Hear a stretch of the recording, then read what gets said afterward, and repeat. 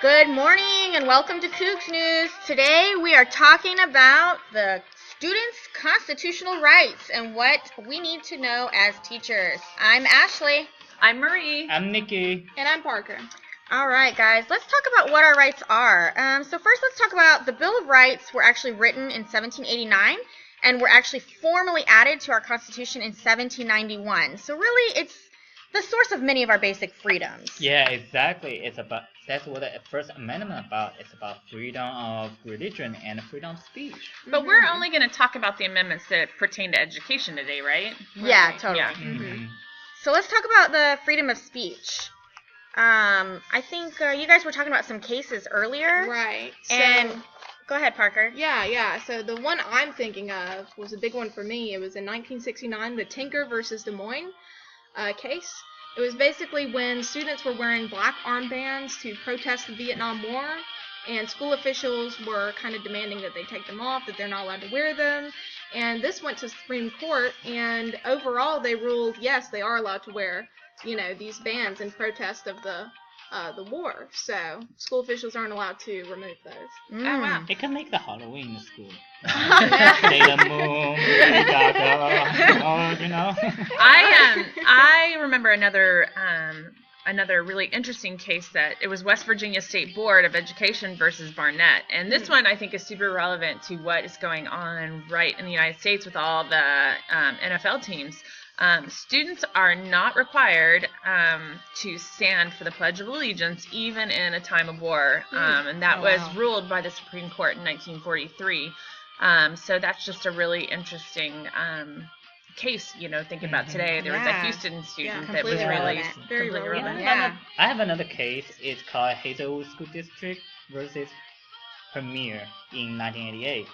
What the case about is the two students writing an article for the newspaper. It's about the divorce and the teen pregnancy. But the principal said no, it's too sensitive, you cannot write it. So they filed a suit, and the court said yes, you can do that as long as their actions are reasonable related to the legitimate content. Right, absolutely. As long as it's not interfering with education or sometimes pertains to education, I feel like it's a Maybe rightful. complain.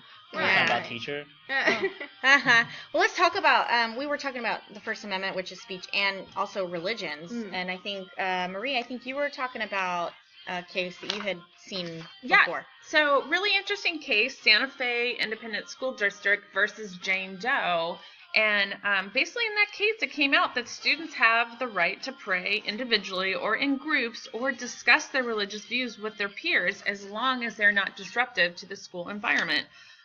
So I thought that was very interesting. I think as a teacher, we definitely need to be armed with that information on what is allowed and what is not allowed. Absolutely. So students can enjoy the right to read their Bibles or other scriptures, say grace before meals, and pray before tests as discuss religion with other willing listeners. That's the key to understanding it. It has to be other willing listeners and can't be disruptive in schools. Mm-hmm. Oh, great. You were talking about what can and cannot happen in schools. One of them, the Second Amendment, actually talks about the right to bear arms, which is really interesting for our state in particular, is because we're actually one of 8 states that allows concealed handguns on educational campuses. So each college and university can actually determine which certain areas, sensitive areas and buildings that concealed weapons will continue to be prohibited. Wow. So just a That- little tidbit there. That would be very controversial if you teach in a different state. It might be a Yeah, completely yes. different law. Absolutely. Absolutely. So moving on to the Fourth Amendment, Right. we were talking about some of that earlier as well. Yeah, one of the cases that I think of is the New Jersey versus the TOL in 1985. So basically this girl, she was suspected of having cigarettes and smoking, and so they searched her purse and instead found some marijuana. Oh my gosh. So of course the family and her were very mad, and it went to court and all this stuff, and it was ruled that yes, the school had the right to search her purse because they had rightful cause to search for the cigarettes, even though they didn't know anything about the marijuana. Yes, so. it's Wow. all about the rightful cause. Ah. So, like the case I'm reading is Veronica School District versus Action, because the school suspect the football team is using illegal drugs, so they told them, hey, you guys need to run on your own test through the semester. And one guy said, no, I'm not going to do that. So like, he filed a suit, and the court rule say, yes, schools are allowed to do that because they have legitimate suspect. Right. Yeah. Before imposing a suspicionless drug test program, a school must demonstrate some identifiable drug use problem. So I thought that was very, very, that's a very relevant case. And that was brought about Board of Education versus Earls in 2002. Yeah. Wow. The Fifth Amendment actually talks about school officials they cannot hold or punish a student without stating the reason or providing opportunity to contest the charges. We were talking about that, I think. And Parker, I think you were talking about the Eighth Amendment. Yeah, that kind of bleeds into the Eighth Amendment. So with the Ingram versus Wright case in 1977, so there were some students in a school that had corporal punishment. And, of course, they had resisted something, but then the assistant principal held one of the students down and beat them, maybe a little too severely. What? And, Wow. and this case went to court, and, of course, it was kind of a weird situation because, yes, corporal punishment can be used in schools. However, it has to be limited. So maybe just don't hold down your student next time. So not excessive and not with unreasonable force. Absolutely. But I would definitely think it's probably like school district to school district would have different rules. I mean, but I mean, corporal punishment by Supreme Court is allowed in schools. That's crazy. I know. Crazy, Eighth Amendment says it is. Exactly.